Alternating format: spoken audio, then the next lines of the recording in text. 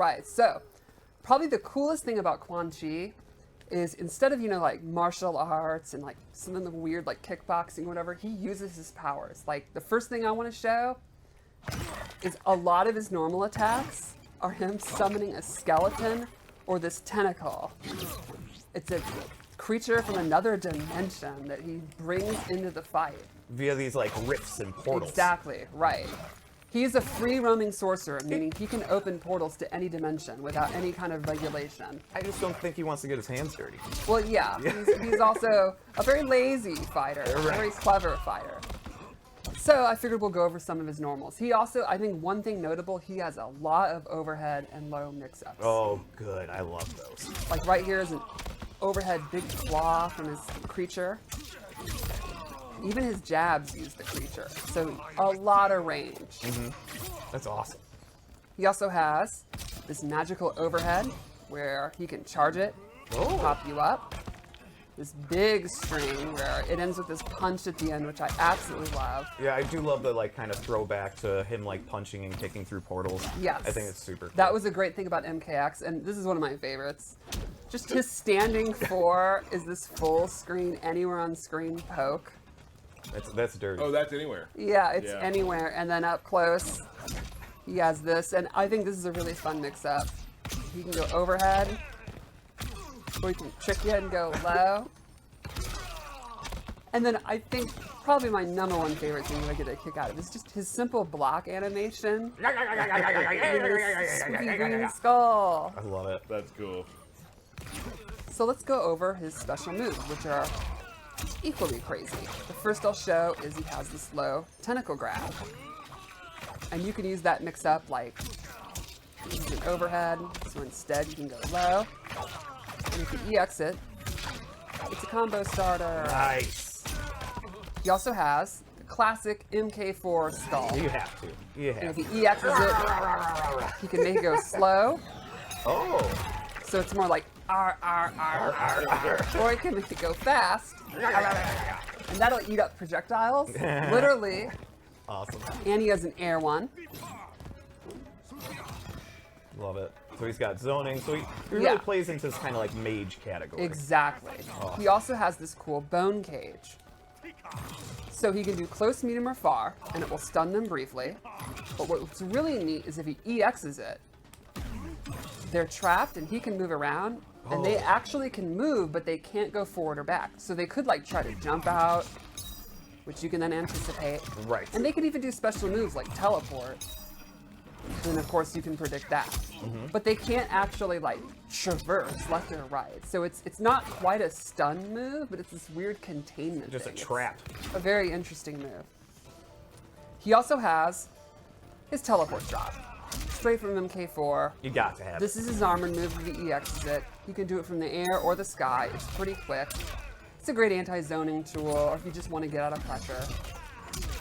Love it. it. I love then- this stomp to the face. Another zoning tool he has is these overhead fireballs. He summons them close, medium, or far. Or he can EX it.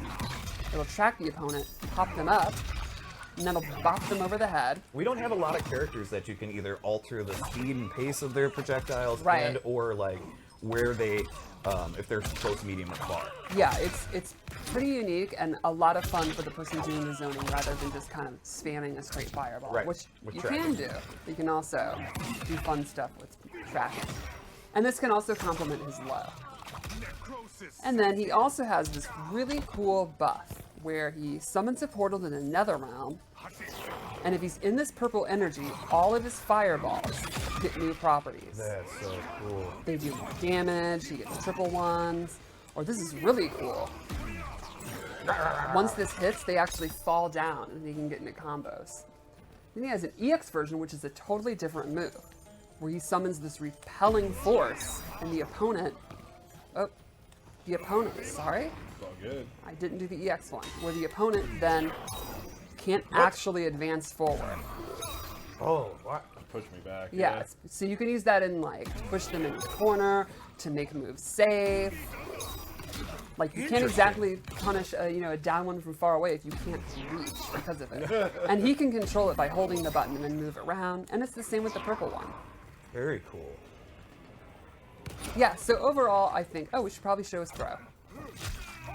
I think he's got some really good range, really good mix-ups, really good setups. Like, he's a tricky, kind of thinking character. I think he's going to be someone, if you like creativity, that kind of character, which I think is really, really cool. He's strong on zoning. Yes.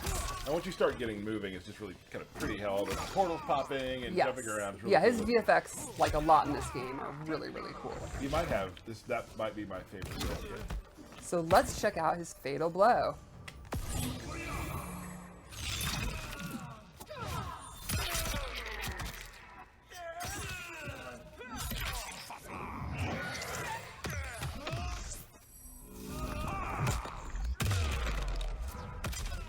All right. All right, Wule. Kool-Aid indeed. So you guys want to see Khameleon? I think we do. I think we get time for it. Yeah. Yeah. All Yeah. right. Yeah. So Khameleon has the ability to swap between the classic girl ninjas, Katana, Jade, Melina. The trick is, you don't get to choose. It's totally random. And it's based on either a timer or you deciding when it cycles, but you never get to pick.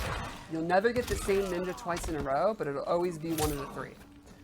Each has two different moves. One is an ambush move, and one is a summon move. And they're very unique. She also has, though, first of all, this mirror move that she can always do where the opponent will, or the player will take half damage if you hit her, so it's like an armored move. She'll always have access to that. And then otherwise, she gets these awesome ninja moves. So right away, I'll show you, I happen to be Melina. Oh, the best. The classic roll. It's a combo starter, and then you see I switched. So now I have Katana, and she can do fan toss. Cool. And now I have Jade, and she can do her glow and be projectile immune. Nice. So normally it's on a countdown. You can just see it cycling. But after every move, if you hold down R1, it'll automatically cycle to one of them. So for example, I'll do the glaive, keep R1 held, and now I switch to Melina, and I have side toss and roll. Or then if I want to hold it, now I'm Jade again, so I can do glow, hold it, switch. Ooh, I got Katana. I got fan lift, where cool. she lifts the player instead of the opponent, So and you it's can do a mobility combos. Exactly, instead of a combo starter. And then the final neat thing is all three have their own individual combo breaker and throw animations. So she has 3 unique throw animations, That's which is awesome. really neat. So I think she has really, really great moves that have many uses, but the trick is keeping track which one you are and choosing, do you want to cycle, do you want to stay a little bit longer, how long is the timer going down? So it's kind of like what we did with Tremor, but in a different functionality, and it's very neat. You know, it's going to be a lot of fun to see tournament players and K-League players, like, all the different moves, the different combo possibilities are very unique.